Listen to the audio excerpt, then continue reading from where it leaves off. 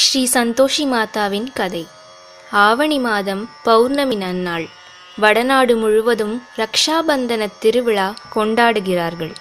பூலோகத்தில் இத்திருவிழா நடந்து கொண்டு இருப்பதை விண்ணுலகில் கைலாசத்தில் விநாயக பெருமானின் குடும்பத்தினர் கண்டு சந்தோஷிக்கிறார்கள்.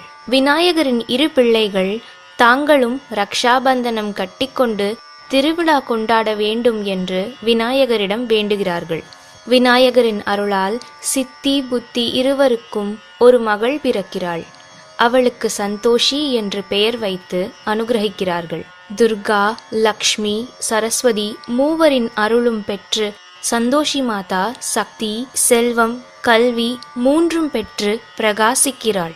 அங்கு வந்த நாரத முனிவர், உங்கள் மகள் வெள்ளிக்கிழமை பிறந்தாள். அவளை எண்ணி வெள்ளிக்கிழமை தோறும் விரதம் இருப்பவர்கள் சந்தோஷமாக வாழ்வார்கள் என்று நீங்கள் அனுகிரகிக்க வேண்டும் என்று முத்தேவியரையும் பிரார்த்திக்கிறார். அவ்வாறே விநாயகரும் முத்தேவியரும் அருள்கிறார்கள்.